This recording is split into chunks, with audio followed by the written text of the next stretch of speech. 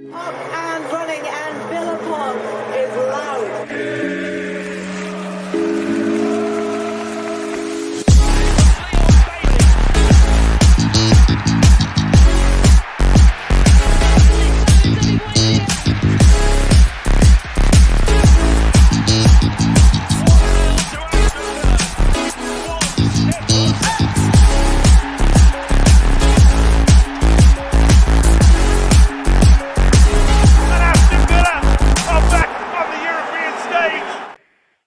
And indeed, of course, Aston Villa are back on the European stage and another great win today. And on top of a great week, Rich, how are you feeling? Welcome back to the podcast, first and foremost. Yeah. Thank you. It's good. It's good to be back. What a day to come back as well. The game earlier was fantastic. Game in the week was brilliant. Obviously, we won't talk too much about the Newcastle game, but I think we bounced back brilliantly from that. So yeah, it's a pleasure as always to be on. Absolutely. For those there who was wondering who that just was, that's Max. He does a lot of our background stuff. At the minute, he's suffering from technical difficulties, which is a bit ironic considering he does everything behind the scenes in the technical stuff. But no, everything is all good. So we're just going to go through some of the comments here first. Michael Higgins giving all the thumbs up. Brush, who's a Man United fan, smashed the like buttons all the way. Duncan says, evening all. Evening. Gary, hi all. What a week it's been for the Villa. Jordy Villain, lots of goals. Let's hope we see more on Thursday, hopefully. Evening, everyone. Evening. John says, how's everyone feeling after such a great week for the Villa? 12 goals in 3 games. Duncan, definitely wing backs to go with. 3 to back this season. Always said Digne and Cash are suited to attacking wing backs and not as good defensively. It's a good debate. Yeah. CC, evening all. And Jordy Villain was feeling good about this, to be honest. Bit annoyed at Burnley being Burnley and attacking their team bus after phone back, which we will touch on to that shortly. So this is now Maxi. Can you hear us now, Maxi? I can. Stay good, because we were talking only nice things about you when you Yeah. So for everyone, this is Max. He does all the stuff in our background. He's coming on for his debut tonight, which obviously he's wearing an old Aston Villa jersey. Proud. So how are you, Maxie? How are you feeling? I'm not too bad. Thanks. Not too bad. Just general thoughts. Max, how are you feeling with today's game? I thought it was great, to be honest. I thought the first half especially was first half and then the last half an hour, and then there was a bit of a marred section in the middle where Burnley were just everywhere. But I don't think there's anything wrong with that. I think teams, especially new teams, is coming up are pressing machines nowadays, so you're going to be under pressure for periods of the game. So I don't think there's anything wrong with that personally. Well, I think we said it in the WhatsApp chat, didn't we? That the last thing Villa needed after half time was for Burnley to get a goal and get the crowd up and at it, and they did it, and credit to them. They made a game of it, and you're absolutely right, Max. There was a period in the middle of the game where it could have gone either way, and I just think Villa's class shone through. But that's Turf Moor has to be a fortress for Burnley. That there's going to be teams that they need to take points off to try and stay in the league, and I think they've got some good players. It was good to see Ramsey get on.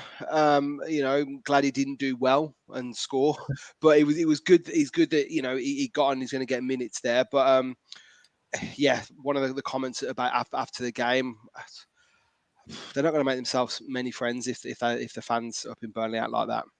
Yeah, absolutely. And just one thing to touch on, obviously there was a bit of a formation change from this man, Unai Emery, and look how excited he is. He's either proud of that formation or he's proud of the fact that there was a clinical debate in our group chat earlier on. I won't do that one just yet. But Rich, your thoughts of the three at the back, wing backs, how are you feeling before this game kicked off? Well, I think someone mentioned it earlier in the comments. I'll give them a nod. It was Duncan. I think Cash came to us when he was at Forest. He was a winger. He's always been good at getting forward. Digne was bought because of his crossing ability, his offensive play, and when to be honest, when I first saw the team sheet, I didn't think it was going to be wing backs. I thought maybe Konza was going to slot in at right back, perhaps. But then when the game started, it was quite obvious that was going to be the case, and it worked really well. Obviously, we got caught out a little bit when we tried to play it against Newcastle, but that wasn't by choice.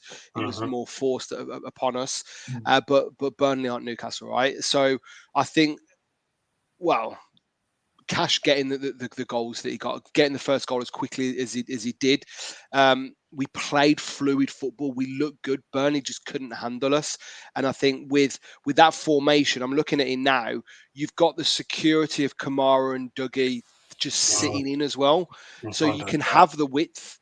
Torres and Konza can pull into the fullback positions, knowing that you've got Kamara and Dougie just to drop in, so you're not caught out. So, yeah, I was impressed with it. I don't think it'll be something that we stick with. However, I wouldn't be too disappointed if we did stick with it. I think it's got to find a way to try and keep.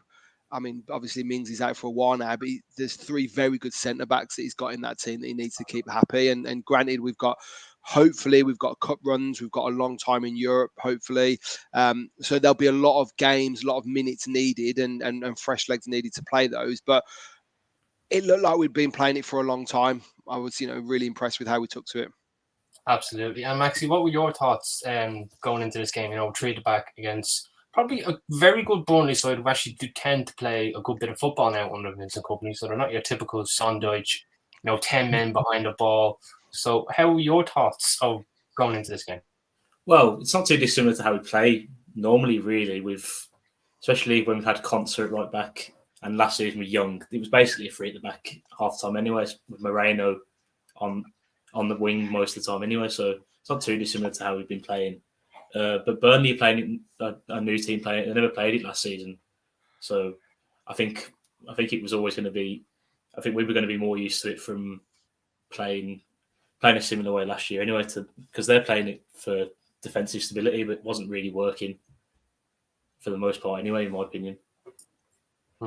Absolutely. And with obviously the 3 defenders, I thought, this one was actually a surprise to how well he played. And, it was first proper 90 minutes under his belt in the Premier League for well over a year. And that is Diego Carlos.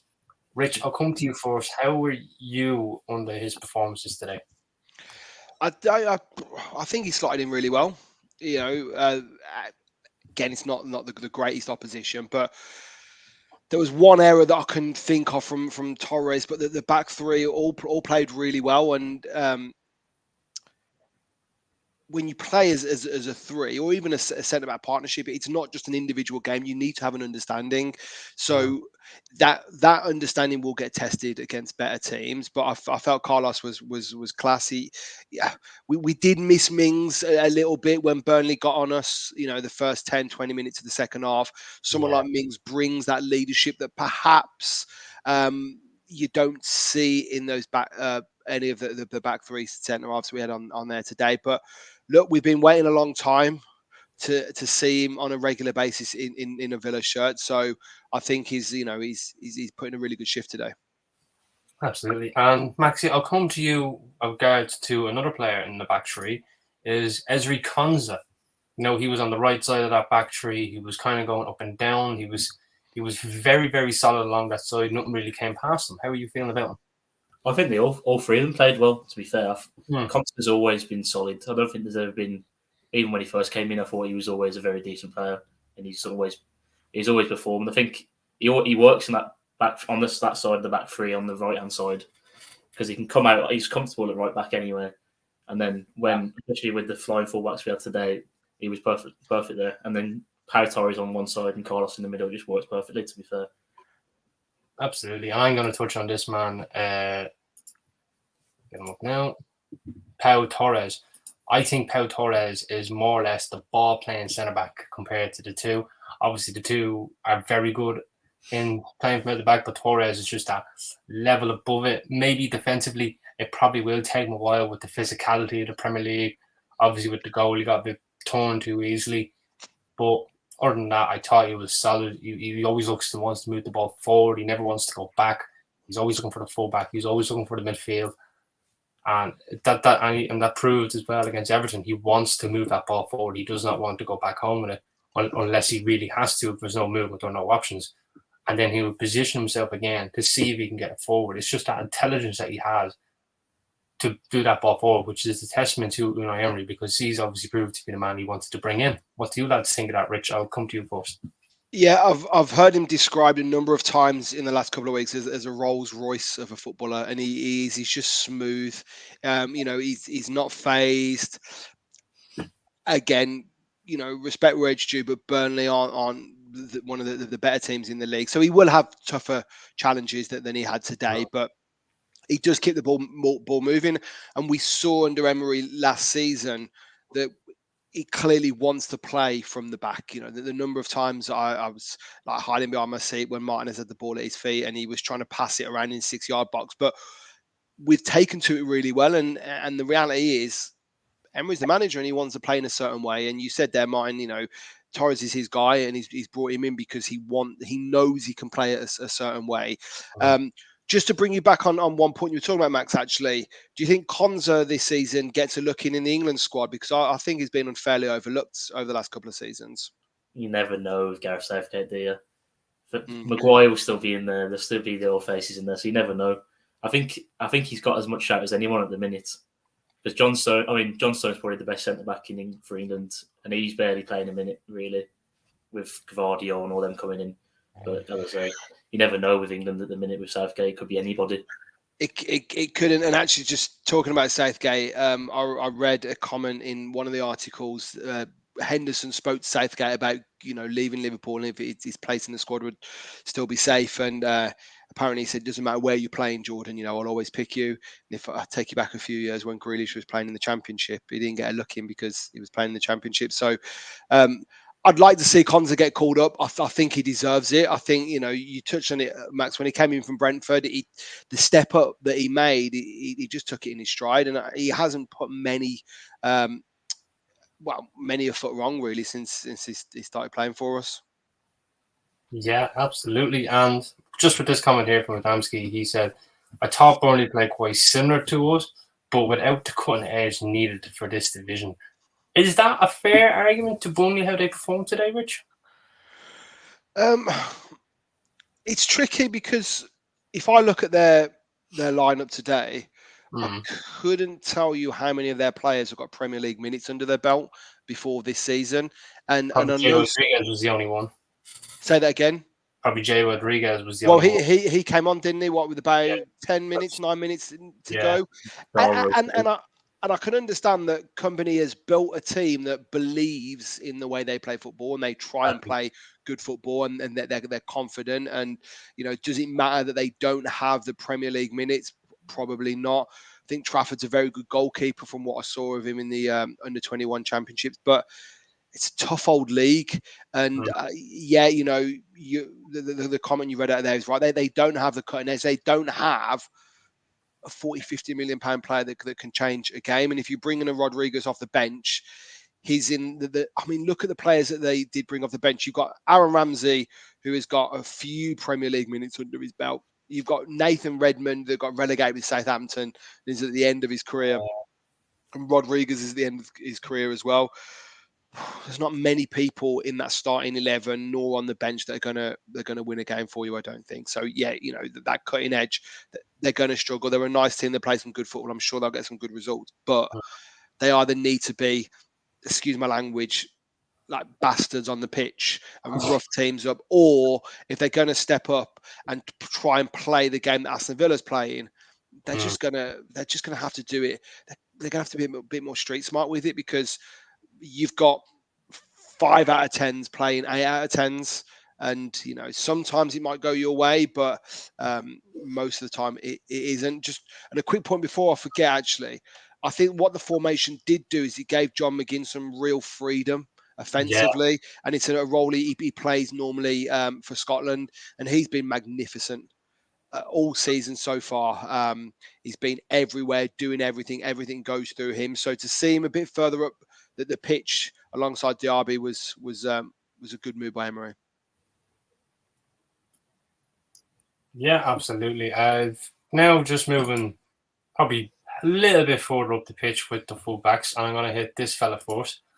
Digne got another assist again today. It seems to be he's just full of assists. And funny enough, during the week, Unai Emery said he's more than likely to stay than he is to leave. So, Max, I'll come to you. Do you feel like we should keep Digne, or do you think we should loan him out and try to get somebody in? Well, there's two sides of that coin. Obviously we've signed him for 30 odd million. He's obviously there's a player there, and he's showed it this season. He's been class with that, but then it's £160,000 a week he's on. He's by easily the most highest paid player at the club. Now, if you start mentioning the wages, George is going to get a hard on, okay? If you start mentioning these wages. But he's paying them. That's what I heard. From what I've heard, he's paying everybody, according to Sam. But I'll carry on, Max, sorry. Well, but the problem is then you're trying to sign new players and you see Digne's on 165, and last season he wasn't getting a game with Moreno. So you can't have a backup left back as your highest paid player. It's just it's not sustainable for one. It's just, and it also makes signing players harder, I imagine, because they're seeing that and wanting more. But as I say, you can't get rid of him at the minute with the form he's in, especially if your options are Nuno Tavares from Arsenal or Marcos Alonso. I'd just stay clear of them two if it was not the choice, personally. That's fair. Rich, what do you think? Would you be on the side of keeping Digne, or are you going to mention the wages as well? No, I mean, look, it's a hell of a lot of money, but all Villa players want a hell of a lot of money. You can't. I think it'll be hard for Moreno to get back into the team. He's doing brilliantly well, and this formation particularly suits the style of play that he plays. It would suit Moreno as well. I think he's offensively very strong. But it's tricky, isn't it? Digne wouldn't see himself as a backup left back. It's and he probably will be when Moreno comes back in. But as Duncan said there, he's one of the best crossers in the Premier League, and it's why Gerrard got him, because he's certainly not a Stuart Pearce type of left back. He's always looking forward when he gets the ball. He's quick. He can, I'm just trying to think of the number of goals we've scored just this week from the work that he's done. But it's a lot of money. It really is. But all contracts are put together differently, aren't they? I think we probably got him cheaper than we might have got him at another time. So what you save in a transfer fee, you dish out in wages. Absolutely. And just now coming on to the other fullback who had a fantastic game. So Matty Cash on the double, and look at him, absolutely delighted.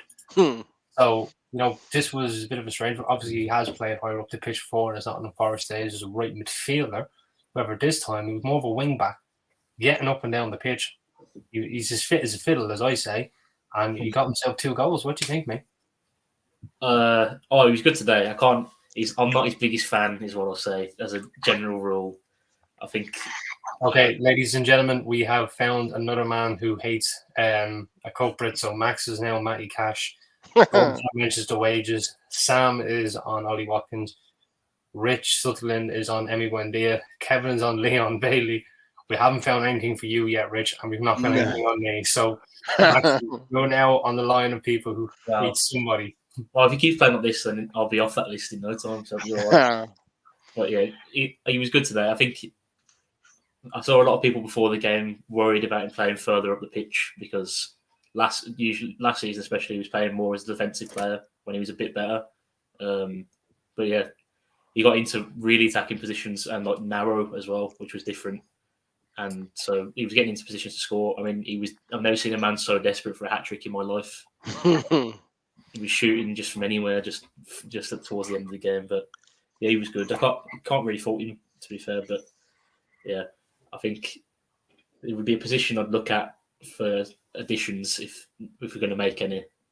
Because I think if he got injured tomorrow in training or whatever, then you look at Conser for the rest of the season, and that's not That's not sustainable for me.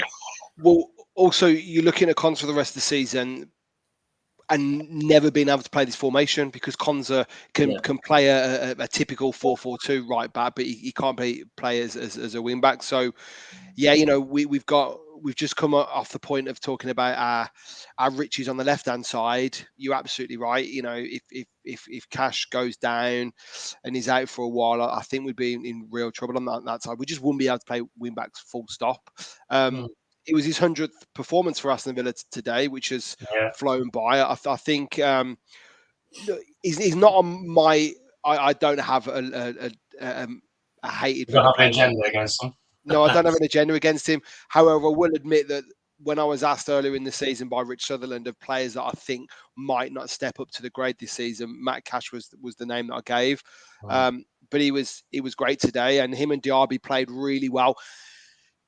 And those partnerships are so important. You might look at someone's performance, but it's how they play with the players around them. And the second goal was a fantastic move between the two of them. So I think he's a name on the team sheet for the Liverpool game already, which I know a couple of people have mentioned. Yeah, absolutely. And we'll go through some of the comments now. Gary is saying Cash was like $1 million today. Jordy Villan would have loved to see him get a hat-trick. Personally, myself, I actually would have loved to see him get a hat-trick. He was trying everything to get himself a hat-trick, wasn't he? He dreamed Villan goals, McGinn and Cash, just like Tongo and Cash. I don't know where you're going with this one, mate. Tango and Cash? You've never heard of Tango and Cash? No, you youngsters, honestly. I don't know. Dream Villain, I know what you're talking about. I think it was a good reference. All right, okay. Duncan saying Cash a different prospect as a right wing back, as he did play as a right wing for Forest for years, which I had mentioned. Adamski saying almost every player got slated lately has done a U-turn and proved fans exceptionally, let's say especially, Twitter Villa wrong. That is true. I will give. Leon Bailey's was getting a name and then has come out with 3 class performances. I know he wasn't playing today. Well, not from Kevin, he's not. Paul Off says, hi, Martin, Rich, Max. I think Villa would beat Liverpool and Cash in. Cash is a must at right wing. Probably so, considering one of their players is suspended. And then, what else have we got? Jordy Villan saying he'll likely start Thursday. That's probably talking about Robin Olsen, I'd say. Then Michael Higgins, Rich is in Mexico. Yes, of course. I forgot to mention this altogether. If you're wondering why Rich is not here, he is in Mexico. I don't know about the UFO hotspot now, Michael. If he has been abducted, he's probably telling them all about the Villa, but I'm sure he dropped them back just as quick. Don't worry. We still have the other Rich. You can tell with the resemblance. It's fine. We got the same cap. No, they have the same cap on. Rich is wearing the Boston hat down in Mexico, and Rich is wearing the Boston hat in Birmingham. So where do you want to wear it? And now we're going to a midfield partnership now in Louise and Boubacar Kamara, who I thought the two were exceptionally well together in this new formation. Not getting up as high in the pitch, but also not sitting as deep. They were very fluent, and it really suited them well. That they also had 2 in front of them with obviously McGinn and Diaby, so it was nearly like a box because it was like a 3-4-2-1 formation. So you nearly had a box formation in the midfield, which worked to their liking really, really well. Rich, I'll come to you first. How do you feel about the performance of Kamara and Louise? I think Kamara brings a confidence to the partnership. I think he allows, if you can kind of cast your mind back to, Doug Lewis has been with us for a while now, and he always had a mistake in him, and that seems to have gone this season. He's been a fantastic member of the team now for definitely over 12 months. But having Kamara next to him just stabilizes his game as well. I know I spoke earlier about Cash and Diaby having a good partnership. I think it's really important that Dougie knows that if he goes, Kamara's sitting, and Kamara doesn't often go. And I'll use that phrase that I used earlier. For me, Kamara's a Rolls Royce of a football player. He does the dirty work without it looking dirty. I don't know if you ever noticed that. Like he's not thrown himself into challenges. He just glides around the pitch. And look, I mentioned Diogo Carlos's injury earlier.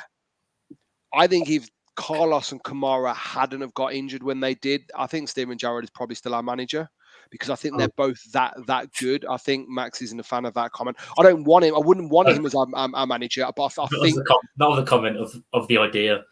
But I think if Kamara had stayed fit, because he was out for about 3 months before the World Cup, 2 months before the World Cup, if he'd not got injured, I think we might not be sat here with Emery as our manager. I'm sure Gerrard would have fucked up at some point, but I think they're both great. And as I said earlier, it's now left this quandary of where do you play McGinn, and then you push him further up the pitch, and he's an absolute revelation. Absolutely, and obviously from you, Maxi, like, what did you think about Louise and Kamara? I just think they're just unreal. I think they'd be the hardest to replace of any. There's always been teams sitting around these kind of players. I think they're probably two of the players that could play for anyone in the league at the minute. Other than maybe Man City with their midfield, but I think they're a different level. Louise is just silky. He just effortless is the word. It just doesn't look like he thinks about what he's doing, but it's just always perfect. And Kamara I think it was for Cash's second goal. Kamara's doing pirouettes on the ball in the attacking third of the pitch to set up the goal, pretty much. So I always said Kamara never shoots. I know he didn't today either. I wish he would, because he's done it a few times and he's got an absolute traction engine on him. But he just never does for some reason. I know Emery doesn't like long shots as a general rule anyway, but he just doesn't do it. Neither does Louise either, though, even though he scored quite a few that first season. He doesn't mind trying to score from a corner, though, does he?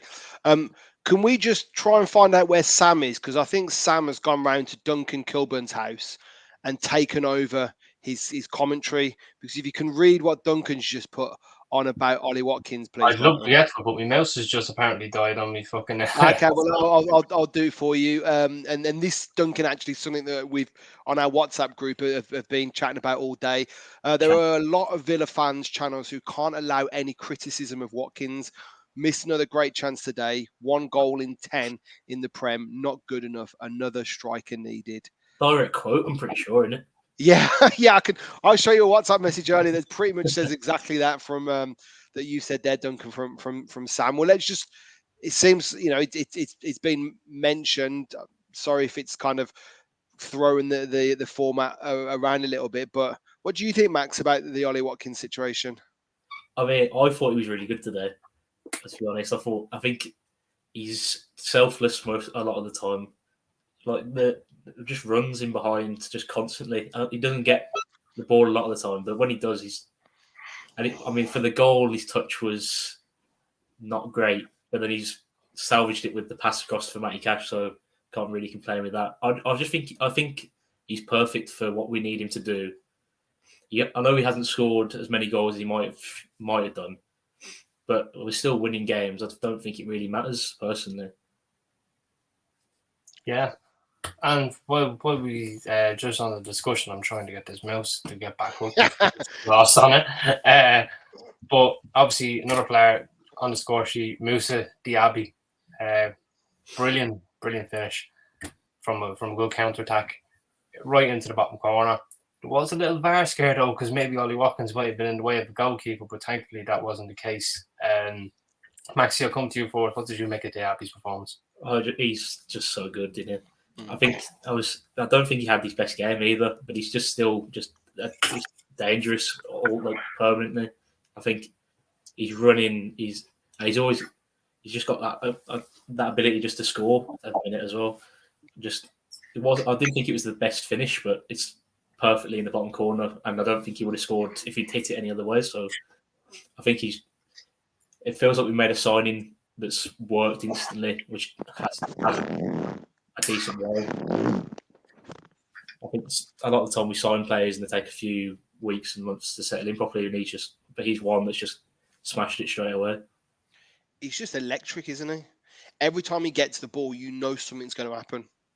And he's got no fear at running at defenders, and he's rapid. And you're right. Like when I saw him hit it, the Watkins issue. Yeah, listen, I think that could have been given as and the goal not stood, because I can't see how the goalkeeper could have seen Diaby where Watkins was stood. But yeah, Diaby looked like he scuffed it a little bit, but you're absolutely right. If he'd hit it any other way, it's not going to go in. And I think he's the player we thought Bailey was going to be. Yeah, exactly. But Bailey's getting there. Bailey is getting there. But Diaby's just superb.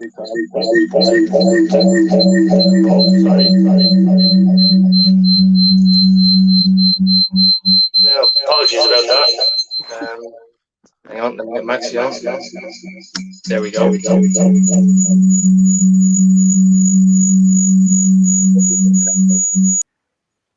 Oh, it sounded like a really cheap rave then for a second, didn't it? Did you know much about Diaby, Max, before we signed him? I knew bits and pieces, but I think you always see you see bits and pieces on Twitter and stuff like that. I knew that he was just a pacey winger that had scored a decent amount of goals, but I think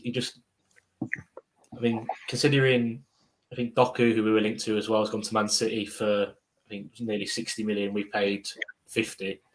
And Doku looked like the bit of a bigger risk, and he's cost more. So I think we've done a blinder person to get him for as much as we have. Yeah, it's a lot of money, but he's already paying that back. And as you said, other players weeks, months to settle in, and it's like he's been playing for us for years already. Yeah, well, as you say, it's what Bailey was supposed to be. Well, yeah, but you've seen it when Bailey plays. I think having them both on the pitch, it's just one. Having Diaby on the pitch, I feel gives Bailey more space and more opportunity, because you will have seen this when Grealish played for us. Other players would get more time on the ball because Grealish has 2 or 3 players on him. You're a manager trying to figure out how you're going to defend against Aston Villa. Well, you've got 2 speedy, skillful players that will just run at you. It's hard. Especially against a young back line like Burnley have got at the minute as well. That made it look a bit better as well. Yeah, it did. And, I mentioned earlier about how Diaby played with Cash. There was some really good link-up play between the two of them, and I think that speed on that side. Because let's not forget as well, we mentioned Luca Digne's crossing. Cash has can get to the byline very well and get a ball in well. So I think it's going to be an interesting couple of months, because we all went into the season full of hope. The bloom was burst a little bit with the Newcastle game, but this now is the Villa team that we expected to see, first game of the season. So I for one am really excited about what what this season's gonna bring. And yeah, look, let's just hope a couple of cup runs don't affect us. I think I saw Emery's reaction today saying that the first priority is the Premier League. So whether that means we're going to see a few of the younger lads playing on Thursday night against Hibs, who knows? But at the moment, it seems like we're just trying to get as many goalkeepers on our bench as we can. Yeah, and another thing as well, there was another debut. Sorry for folks, the UFOs are coming. Michael's right. But another player, Zaniolo, who made his debut, coming on there for Moussa Diaby. I thought he actually done really, really well, because he looked like he wanted to get himself involved. He was looking for the ball. He was and a little cheeky nutmeg, and I know look pass from him. So there was a bit of flair about him, and he could have got a goal very earlier on. Rich. Yeah, I think you said something earlier, Max, about how Watkins works well for the team, and in the comments, it mentions that Zaniolo should have passed to Watkins. He was too desperate to make an impact. When he first came on, I thought he seemed a little bit lost, like he was just trying to run around and be busy and get involved in a few things. But Martin, you're absolutely right. Like after 5 minutes of settling in, he's just got a touch of class. And you want players that want the ball and want to try and make something happen. And he's certainly that type of player. And I think in that role just behind a Watkins, like a number 10 floating across the pitch, I think he'll be a great addition. He doesn't seem to be, and I'll admit I haven't seen much of what he's done before he's come to the Villa, but he's not a Diaby type player. He's probably more of a Buendia maybe, from what I saw today anyway, probably with a little bit more selfishness, I'd say. Mm-hmm. Max?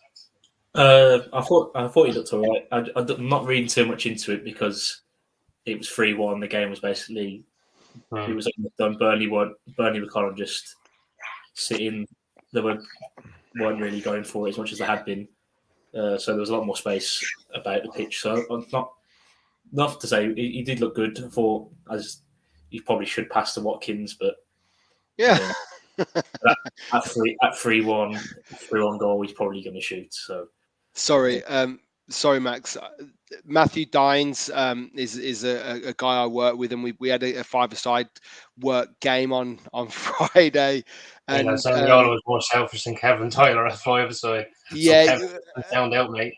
Matt said something on Friday. He said Kevin Tyler shoots on sight, and my response to that was he doesn't even need to see the goal to shoot. As long as the ball's at his feet, he'll shoot. So, but Matt, you are right. Zaniolo is definitely more selfish than Kevin Tyler. Yeah, he's not here to defend himself. Another comment here. Martin Nicholas is saying Watkins probably would have missed anyway. Now this is tied us up nicely, right? We're tying this up nicely, right? So in the group chat, folks, there was this big debate about whether do we move with Ollie Watkins or do we keep Ollie Watkins. Sam and George were going back and forth. I was getting the popcorn. I was getting all the stuff comfy in my chair. It was great crack because Sam was on this agenda. Oh, we need to push on. We need to get this. We need to get that. And George's like, hang on, look what he's offering us. Look what he's giving us. Look what he's done.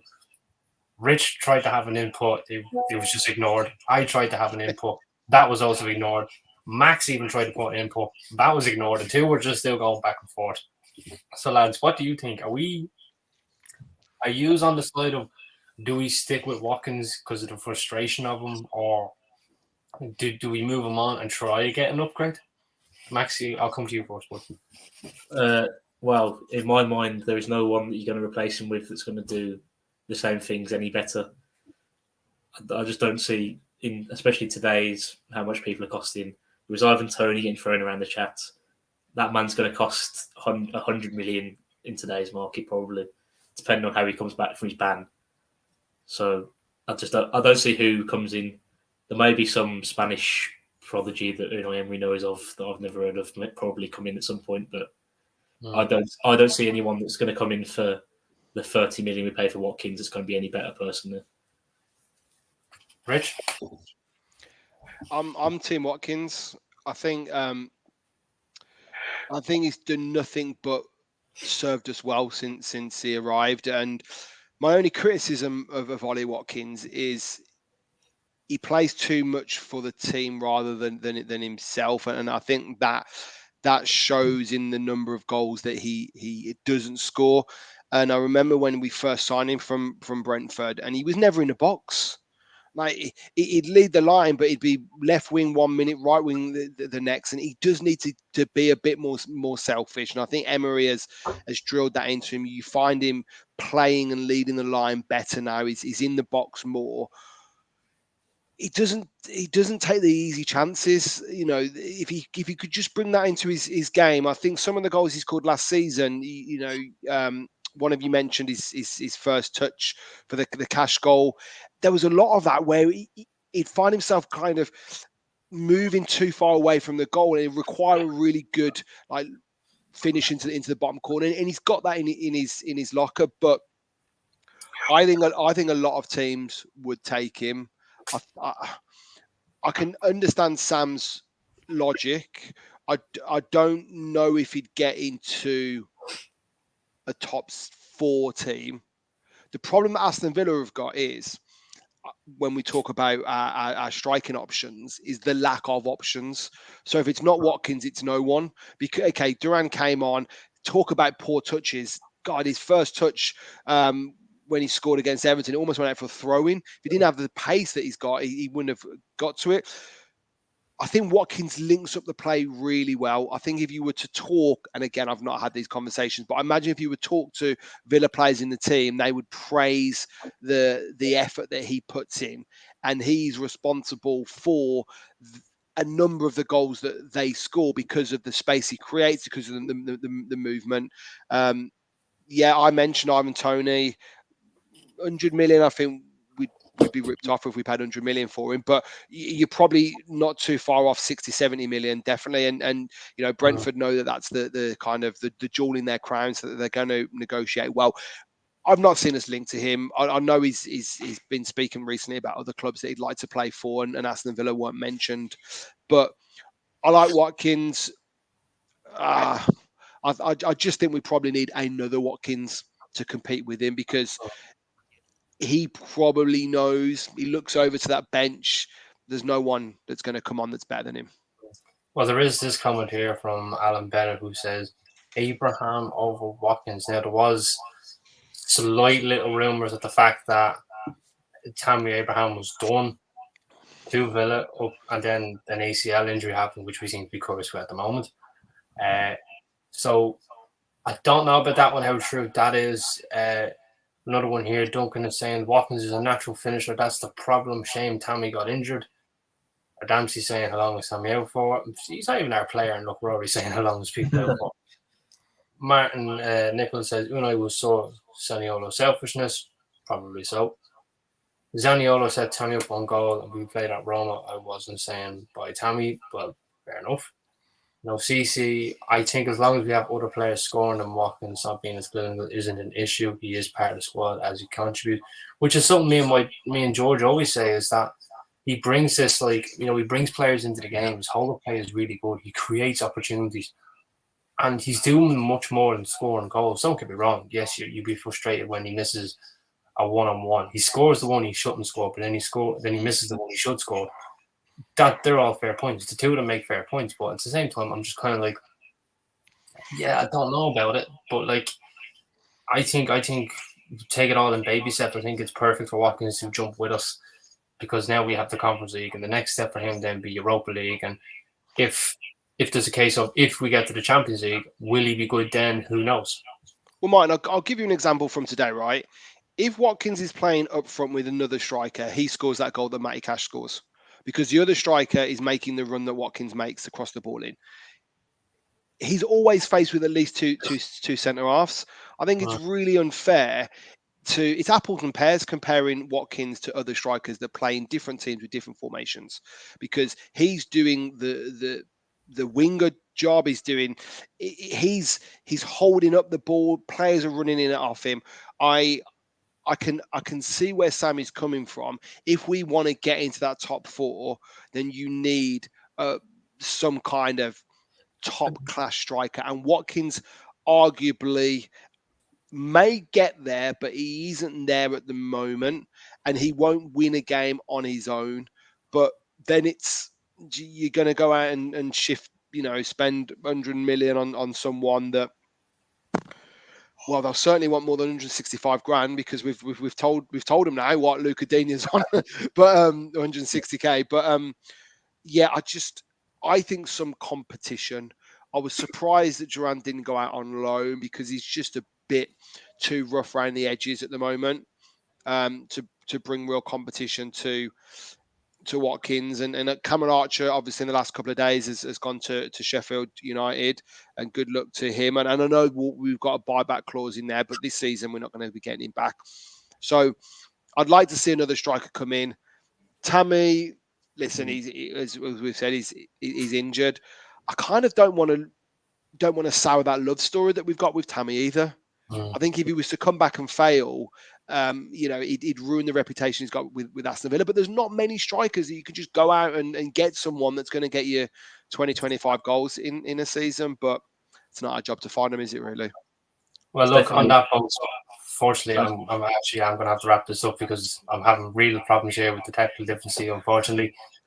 So I do apologise if I cut short. But look, on this basis, great win on the weekend. It was a great win during the week against Hibs. We have Liverpool to look forward to, so we're going to do a preview to that. So make sure you watch out for that one. Rich, Max, really do appreciate you coming on tonight. Rich, welcome back. Max, welcome to the show. So, look, ladies and gentlemen, as we would say, we always follow the Villa, but as I like to say, would you want to bet against us? Bye-bye. Up and running and